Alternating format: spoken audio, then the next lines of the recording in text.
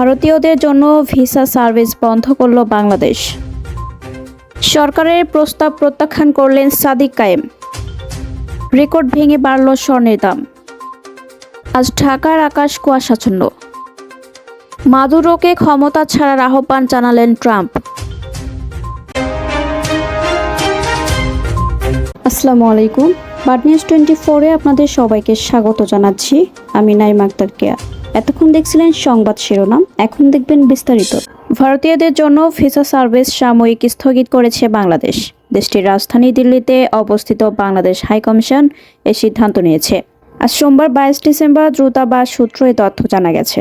পতিত ফ্যাসিস্ট সরকারের প্রধান শেখ হাসিনা সহ আওয়ামী লীগের শত শত নেতা এবং কয়েকজন সেনা কর্মকর্তাকেও আশ্রয় দিয়েছে ভারত।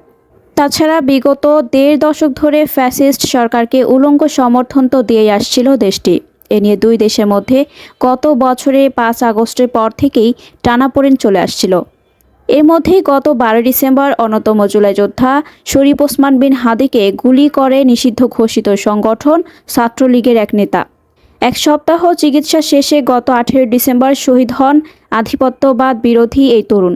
এ নিয়ে সারা দেশ উত্তপ্ত হয়ে ওঠে। বিক্ষোভ প্রতিবাদে ফেটে পড়ে মানুষ। ওই সময় বাংলাদেশে অবস্থিত ভারতীয় হাইকমিশনের সামনেও বিক্ষোভ হয়। কারণ ধারণা করা হচ্ছে ওসমান হাদিকে গুলি করা সন্ত্রাসী ও তার সহযোগী ভারতে পালিয়ে গিয়ে আশ্রয় নিয়েছে। এ অবস্থায় ভারতে অবস্থিত বাংলাদেশ দূতাবাসনের সামনে বিক্ষোভ করার পাশাপাশি কমপ্লেক্সের ভেতর ঢুকে পড়ে উগ্রবাদী হিন্দুরা। এমনকি বাংলাদেশের হাইকমিশনারকেও হত্যারও হুমকি দেওয়া হয়। এ নিয়ে ঢাকায় ভারতীয় হাইকমিশনারকে তলব করে তীব্র প্রতিবাদ জানায় বাংলাদেশের পররাষ্ট্র মন্ত্রণালয়। জবাবে দিল্লিতে বাংলাদেশের হাইকমিশনারকেও তলব করে নরেন্দ্র মোদী সরকার। এমন উত্তেজনার মধ্যেই দিল্লিস্থ হাইকমিশন ভারতীয়দের জন্য ভিসা সার্ভিস বন্ধের ঘোষণা দিল। সরকারের পক্ষ থেকে ব্যক্তিগত নিরাপত্তার জন্য গানম্যান প্রদানের প্রস্তাব প্রত্যাখ্যান করেছেন ঢাকা বিশ্ববিদ্যালয় কেন্দ্রীয় ছাত্র সংসদের ডাকসু ভিপি সাদিক কায়েম। তিনি বলেছেন, দেশের সার্বিক নিরাপত্তা নিশ্চিত না করে কেবল কিছু ব্যক্তিকে বিশেষ নিরাপত্তা দেওয়া ইনসাফপূর্ণ নয়। সোমবার সামাজিক মাধ্যম ফেসবুকে দেওয়া এক পোস্টে সাদিক কায়েম এসব বলেন। সম্প্রতি জুলাই বিপ্লবের ছাত্র নেতৃত্ব, বিভিন্ন রাজনৈতিক দলের নেতৃবৃন্দ ও গণমাধ্যম কর্মীদের নিরাপত্তা নিশ্চিতে সরকার গানম্যান দেওয়ার সিদ্ধান্ত নেয়। এরই ধারাবাহিকতায় সাদিক কায়েমকেও এ বিষয়ে অবহিত করা হয়। তবে তিনি এ প্রস্তাব গ্রহণ না করার সিদ্ধান্ত নেন। সাদিক কায়েম বলেন, ছাত্র জনতার সম্মিলিত প্রতিরোধের মাধ্যমে খুনি হাসিনা পতনের পর জনগণের আকাঙ্ক্ষা ছিল দেশের সার্বিক নিরাপত্তা ব্যবস্থায় একটি দৃশ্যমান ও ন্যায্য পরিবর্তন ঘটবে। কিন্তু বাস্তবে আমরা দেখছি আইনশৃঙ্খলা বাহিনীর কার্যকর ভূমিকার অভাব এবং বিভিন্ন দপ্তরে ফ্যাসিবাদী শক্তির প্রত্যক্ষ ও পরোক্ষ মদতে জননিরাপত্তা বারবার ব্যাহত হচ্ছে। তিনি আরও বলেন, একদিকে শীর্ষ সন্ত্রাসীরা জামিনে মুক্ত হয়ে প্রকাশ্যে ঘুরে বেড়াবে, তাদের হাতে ওসমান হাদিরা শহীদ হবেন, অথচ খুনিরা ধরাছোঁয়ার বাইরে থেকে যাবে। অন্যদিকে ব্যক্তিগত নিরাপত্তার জন্য গানম্যান প্রদানের প্রস্তাব আসবে। এ বাস্তবতার সঙ্গে নিজেকে মানিয়ে নিতে আমার দ্বিধা হচ্ছে। সাদিক কায়েম বলেন, নিঃসন্দেহে আমাদের সবার নিরাপত্তা প্রয়োজন। তবে সেই নিরাপত্তা যদি কেবল কিছু ব্যক্তি বা গোষ্ঠীর জন্য সীমাবদ্ধ থাকে, তাহলে তা ইনসাফপূর্ণ হয় না। দেশের আপামর মানুষের জন্য একটি নিরাপদ ও ইনসাফের বাংলাদেশ বিনির্মাণই আমাদের দাবি। দেশের ছাত্র জনতা এখনও অনিরাপদ অবস্থায় রয়েছে, তখন কেবল ব্যক্তিগত নিরাপত্তার জন্য গানম্যান গ্রহণ করাকে বর্তমানে আমি নিজের জন্য সঠিক মনে করছি না। দেশে বাজারে গতকালের পর আজও বাড়ল স্বর্ণের দাম। এবার ভরিতে 3,966 টাকা বাড়িয়ে 22 ক্যারেটের এক ভরি স্বর্ণের দাম 2,22,083 টাকা নির্ধারণ করেছে বাংলাদেশ জুয়েলার্স অ্যাসোসিয়েশন বাজস, যা দেশের ইতিহাসে সর্বোচ্চ। সোমবার 22 ডিসেম্বর বাজসের এক বিজ্ঞপ্তিতে এ তথ্য জানানো হয়েছে। নতুন দাম মঙ্গলবার 23 ডিসেম্বর থেকে কার্যকর হবে। সংগঠনটি জানিয়েছে, স্থানীয় বাজারে তেজাবি স্বর্ণের দাম পিওর গোল্ড বাড়ায় বৈশ্বিক বাজারে স্বর্ণের দাম সমন্বয় করা হয়েছে। তবে মূল কারণ হচ্ছে বৈশ্বিক বাজারে স্বর্ণের দাম বেড়েছে। আন্তর্জাতিক বাজারে প্রতি আউন্স স্বর্ণের দাম ছাড়িয়েছে $4,400। নতুন দাম অনুযায়ী সবচেয়ে ভালো মানের বা 22 ক্যারেটের এক ভরি স্বর্ণের দাম 2,22,083 টাকা। 21 ক্যারেটের প্রতি ভরি 2,11,993 টাকা। 18 ক্যারেটের প্রতি ভরি 1,81,725 টাকা এবং সনাতন পদ্ধতি প্রতি ভরি স্বর্ণের দাম 1,51,399 টাকা। স্বর্ণের দামের সঙ্গে রূপার দামও বাড়ানো হয়েছে। 22 ক্যারেটের এক ভরি রূপার দাম 4,957 টাকা। এছাড়া 21 ক্যারেটের প্রতি ভরি রূপা 4,724 টাকা, 18 ক্যারেটের প্রতি ভরি 4,082 টাকা এবং সনাতন পদ্ধতি প্রতি ভরি রূপার দাম 3,033 টাকা। রাজধানী ঢাকা ও আশেপাশের এলাকায় আগামী কয়েক ঘন্টা হালকা থেকে মাঝারি কুয়াশা দেখা দিতে পারে। একই সঙ্গে দিনের তাপমাত্রা সামান্য কমতে পারে। সেই সঙ্গে উত্তর ও উত্তর পশ্চিম দিক থেকে হালকা বাতাস প্রবাহিত হওয়ায় শীতের অনুভূতি আরও বাড়তে পারে বলে জানিয়েছে আবহাওয়া অধিদপ্তর। মঙ্গলবার 23 ডিসেম্বর সকাল 7টা থেকে পরবর্তী 6 ঘন্টার জন্য দেয়া পূর্বাভাসে এসব কথা বলা হয়েছে।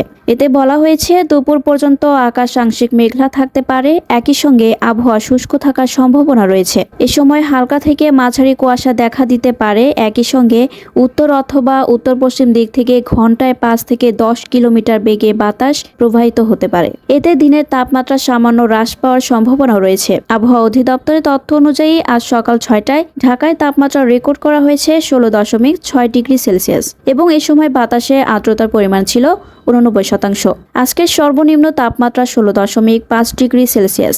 গতকাল ঢাকায় সর্বোচ্চ তাপমাত্রা ছিল 27.5 ডিগ্রি সেলসিয়াস। গত 24 ঘন্টায় ঢাকায় কোনো বৃষ্টিপাত রেকর্ড করা হয়নি। এছাড়া আজ ঢাকায় সূর্যাস্ত হবে সন্ধ্যা 5টা 17 মিনিটে। আগামীকাল সূর্যোদয় হবে ভোর 6টা 38 মিনিটে। অন্যদিকে সোমবার রাতে আবহাওয়া অধিদপ্তর থেকে প্রকাশিত সারা দেশে সম্ভাব্য পূর্বাভাসে জানানো হয়েছে আজ অস্থায়ীভাবে আংশিক মেঘলা আকাশ সহ সারা দেশের আবহাওয়া শুষ্ক থাকতে পারে। একই সঙ্গে দিনের তাপমাত্রা সামান্য কমতে পারে। ভেনেজুয়েলার রাজনীতি ও তেল সম্পদকে কেন্দ্র করে আন্তর্জাতিক অঙ্গনে উত্তেজনা দ্রুত বাড়ছে। এই প্রেক্ষাপটে যুক্তরাষ্ট্রের প্রেসিডেন্ট ডোনাল্ড ট্রাম্প প্রকাশ্যে ভেনেজুয়েলার প্রেসিডেন্ট নিকোলাস মাদুরোর ক্ষমতা ছাড়ার প্রসঙ্গ তুলেছেন। ট্রাম্প বলেছেন, দীর্ঘদিন ক্ষমতায় থাকা মাদুরোর জন্য সরে দাঁড়ানোই হবে সবচেয়ে বুদ্ধিমানের সিদ্ধান্ত। একই সঙ্গে মাদুরোর সরকারের পাশে দৃঢ় অবস্থান নিয়েছে দেশটির প্রধান মিত্র রাশিয়া, যা পরিস্থিতিকে আরও জটিল করে তুলছে। ফ্লোরিডায় নিজের বাসভবনে সাংবাদিকদের সঙ্গে কথা বলার সময় ট্রাম্প বলেন, প্রায় 12 বছর ধরে ক্ষমতায় থাকা মাদুরো কি সিদ্ধান্ত নেবেন তা তার নিজস্ব বিষয়। তবে তিনি সতর্ক করে বলেন, ক্ষমতা ধরে রাখার ব্যাপারে কঠোর অবস্থানে অনড় থাকলে ভবিষ্যতে মাদুরোর জন্য পরিস্থিতি আরও কঠিন হয়ে উঠতে পারে। এই রাজনৈতিক চাপের মধ্যে যুক্তরাষ্ট্র ভেনেজুয়েলার তেল খাতকে লক্ষ্য করে নৌ অবরোধ জোরদার করেছে। ট্রাম্পের অভিযোগ, মাদুরো সরকার তেল বিক্রির অর্থ ব্যবহার করছে মাদক সন্ত্রাস, মানব পাচার, হত্যা ও অপহরণের মতো অপরাধমূলক কর্মকাণ্ডে। তিনি দাবি করেন, রাষ্ট্রীয় মালিকানার মাধ্যমে ভেনেজুয়েলার তেল শিল্পের উপর নিয়ন্ত্রণ প্রতিষ্ঠা করা হয়েছে, যা যুক্তরাষ্ট্রের দৃষ্টিতে পুনরুদ্ধার করা জরুরি। ওয়াশিংটনের এসব পদক্ষেপে তীব্র সমালোচনা করেছে রাশিয়া। রুশ পররাষ্ট্রমন্ত্রী সের্গেই লাভরভ ও ভেনেজুয়েলার পররাষ্ট্রমন্ত্রী ইভান গিলের মধ্যে ফোন আলাপে যুক্তরাষ্ট্রের নৌ অভিযান এবং তেলবাহী জাহাজ জব্দের ঘটনাকে গুরুতর উদ্বেগের বিষয় হিসেবে উল্লেখ করা হয়। রাশিয়ার মতে, ক্যারিবীয় সাগরে এ ধরনের তৎপরতা আন্তর্জাতিক নৌ চলাচলের স্বাধীনতা এবং আঞ্চলিক স্থিতিশীলতার জন্য হুমকি সৃষ্টি করছে। এ পরিস্থিতিতে ভেনেজুয়েলার অনুরোধে রাশিয়া ও চীন জাতিসংঘ নিরাপত্তা পরিষদের বৈঠক ডাকার পক্ষে সমর্থন জানিয়েছে। ভেনেজুয়েলার অভিযোগ, যুক্তরাষ্ট্র কার্যত আন্তর্জাতিক জলদস্যুরা চালাচ্ছে এবং দেশটিতে সরকার পরিবর্তনের চেষ্টা করছে, যা আন্তর্জাতিক আইন ও সার্বভৌমত্বের প্রশ্নে নতুন বিতর্কে জন্ম দিয়েছে। উল্লেখ্য, গত সেপ্টেম্বর থেকে যুক্তরাষ্ট্র ক্যারিবীয় অঞ্চল ও পূর্ব প্রশান্ত মহাসাগরে মাদক পাচার দমনের নামে নৌ অভিযান পরিচালনা করছে। এসব অভিযানে নৌযান হামলা।